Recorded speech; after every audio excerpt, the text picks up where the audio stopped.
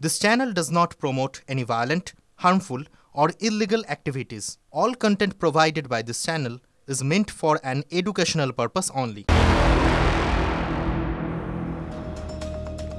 এদিকে লিমা জেলে বসে টেরার ফান্ডিং মানে আমরা জেল জানতাম সংশোধনাগার, কিন্তু সেখানে তো ষড়যন্ত্রের ছক কষা হচ্ছে। জেলে বসে স্লিপার সেলের মাধ্যমে 2 লক্ষ টাকা জোগাড় করে খাগড়াগড় কাণ্ডে ধৃত জেএমবি জঙ্গি তারিকুল। জেরায় চাঞ্চল্যকর তথ্য গোয়েন্দাদের হাতে। কেন টেরার ফান্ডিং করছিল জেএমবি জঙ্গি জানতে চায় গোয়েন্দারা। টাকার উৎস জানতে জেরা করা হচ্ছে এবিটি জঙ্গি সাজিবুলকেও। তারিকুলের সঙ্গে জেলে পরিচয় ধৃত এবিটি জঙ্গি আব্বাসের।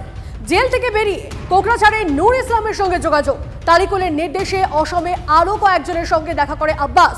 মুর্শিদাবাদেই রয়েছে এই মডিউলের অন্তত 17 জন জঙ্গি অনুমান গোয়েন্দাদের। কয়েকজনকে চিহ্নিত করা গেলেও বাকিদের খোঁজে তল্লাশি চালাচ্ছে গোয়েন্দারা। এই সমস্ত ট্রেন্ড অপরাধীরা আপনি নিশ্চিন্তে থাকুন, এরা এদেরকে মিষ্টি কথায় জিজ্ঞাসা করলে হবে না।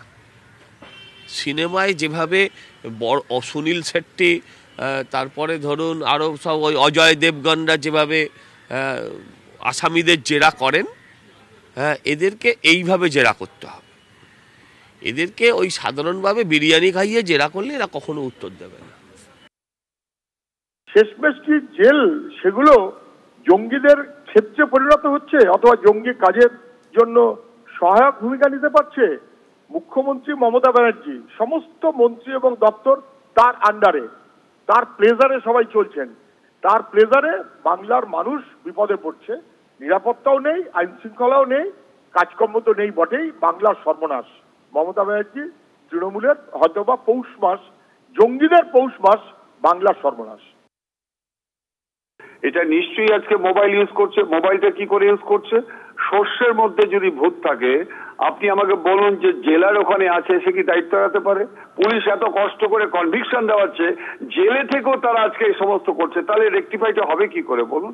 তাহলে সর্ষের মধ্যে যদি ভূত থাকে, সেই সর্ষের মধ্যে যে ভূত, যাদের বড় ভূত, ছোট ভূত, কালো ভূত, সবুজ ভূত, এদেরকে আজকে কিন্তু সিরিয়াস অ্যাকশন নিয়ে সাময়িক নয়, পার্মানেন্ট যদি আজকে শাস্তির ব্যবস্থা না করতে পারে, তাহলে কিছু হবে না। মিনারুল যদি ধরা না পড়তো, তারিকুল দিব্যি বাংলাদেশে ফিরে যেত, আর জানাই যেত না পশ্চিমবঙ্গের জেলে বসে অনায়াসে জঙ্গি নেটওয়ার্ক চালানো যায়। অসম এসটিএফ এর অপারেশনে আনসারুল্লাহ বাংলা জঙ্গি গোষ্ঠীর পর্দা ফাঁস হয়েছে। মুর্শিদাবাদ থেকে ধরা পড়েছে আব্বাস ও মিনারুল। তাদের জেরায় জানা গিয়েছে বহরমপুর সংশোধনাগার থেকে তাদের নির্দেশিত তারিকুল ইসলাম, যে নিজে জেএমবি জঙ্গি, খাগড়াগড় বিস্ফোরণ মামলায় সাজা ভোগ করছিল। 2015 সাল থেকে বহরমপুর জেলে বন্দী ছিল। গত নভেম্বরে সাজার মেয়াদ শেষ হয়েছিল, কিন্তু বাংলাদেশি হওয়ায় তাকে ছেড়ে দেওয়া হয়নি। বাংলাদেশে তার ঠিকানা যাচাইয়ের কাজ শুরু হয়েছিল, তখনই আনসারুল্লাহ বাংলা টিমের পর্দা ফাঁস হয়। ফের তারিকুলকে গ্রেফতার করে বেঙ্গল এসটিএফ। সূত্রে খবর, ঝাড়খণ্ডেও জঙ্গি সংগঠন তৈরির চেষ্টা করেছিল তারিকুল।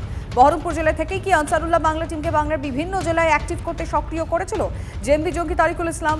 সবকিছু জানতে তারিকুলকে হেফাজতে নিয়ে এবং সাজিবুল ও মুস্তাকিনের সামনে বসিয়ে যেটা করতে চাইছে বেঙ্গল এসটিএফ এর আধিকারিকরা। দেখুন, ভুয়ো নথির ভিত্তিতে বাংলাদেশিদের আধার ভোটার কার্ড চক্রের পর্দাফাঁস। বারাসতে ধৃত মোহরী সমীর দাসের। আরো 2 সাগরেদ গ্রেপ্তার। ধৃতদের নাম কৌশিক মণ্ডল ও চন্দন চক্রবর্তী, যার আধার ভোটার কার্ড তৈরিতে সমীরকে সাহায্য করত কৌশিক ও চন্দন, এমনটাই সূত্রের খবর। আরো একবার আপনাদেরকে জানিয়ে রাখি, ভুয়ো নথির ভিত্তিতে বাংলাদেশিদের আধার ভোটার কার্ড চক্রের পর্দাফাঁস। বারাসতে ধৃত মোহরী সমীর দাসের আরো 2 সাগরেদ গ্রেপ্তার। ধৃতদের নাম কৌশিক মণ্ডল ও চন্দন চক্রবর্তী, যার আধার ভোটার কার্ড তৈরিতে সমীরকে সাহায্য করত কৌশিক ও চন্দন। পাসপোর্ট জালিয়াতি মামলায় ধৃত দীপক মণ্ডলের জামিনের বিরোধিতা করে হাইকোর্টে যাচ্ছে লালবাজার। গত সোমবার শর্ত সাপেক্ষে দীপকের জামিন মঞ্জুর করে আলিপুর আদালত। এবং সূত্রের খবর, দীপককে জেরা করে পুলিশে জানতে পারে সমরেশকে জাল পাসপোর্ট ডেলিভারি করে পাসপোর্ট পিছু 3000 টাকা করে নিত দীপক। আর এই সমস্ত তথ্য হাতিয়ার করেই উচ্চ আদালতে আবেদন করতে চলেছে কলকাতা পুলিশ। গত 14 ডিসেম্বর অস্থায়ী পোস্টাল কর্মী দীপককে গ্রেফতার করেছিল পুলিশ। এরকম ভাবে একটা, এখন আদালতের ওপরে তো কথা বলা সম্ভব নয়, কিন্তু আদালত যদি এরকম একটা ঘৃণ্য অপরাধীদের এত তাড়াতাড়ি এরা যদি জামিন পেয়ে যায়, তাহলে সেটা কার ব্যর্থতা? পুলিশের কেস লেখায় ব্যর্থতা, পুলিশের ভেতরের অপদার্থতা, সেটা বুঝতে পারি না। এখন ওইসব নাটক করে যাতে জামিন ক্যান্সেল হয় তার জন্য আবেদন জানাবে, জামিন ক্যান্সেল হওয়া এত সহজ নয়।